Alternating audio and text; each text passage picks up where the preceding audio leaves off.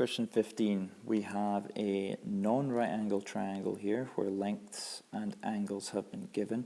The question's asking for the perimeter of the triangle, which basically means we need to figure out the length of this side here because we are given this 14 and 17.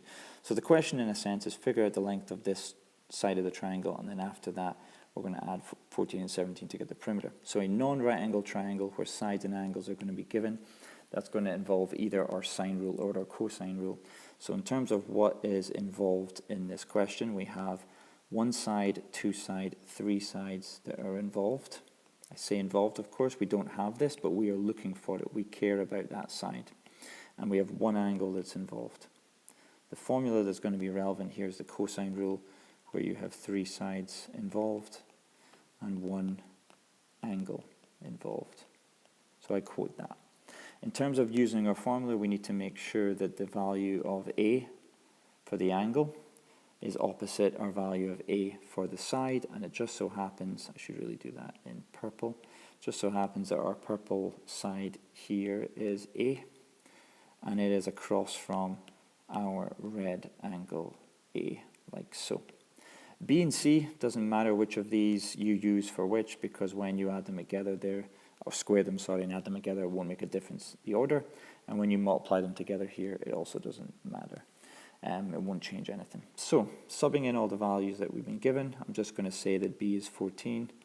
We get 14 squared plus 17 squared minus 2 times 14 times 17 times cos of 123. Technically, I can type all of this into my calculator in one go. So I will end up with a squared equals 744.24 blah blah blah. Make sure that you use the answer button for the next step. We are looking for A. We have A squared, which means in order to get A on its own, we have to square root. So we're going to end up square rooting that 744 and change. You use the answer button on your calculator, and from that we end up with 27.28 and change. Now, in order to get our perimeter, we take that 27 and change and we add it to the two other lengths that have been given, which is our 14 and our 17. When we do that, we're going to end up with 58.28 and change. But then when we look at the question, it asks us to round, and I'll use a different color, asks us to round correct to 1 decimal place.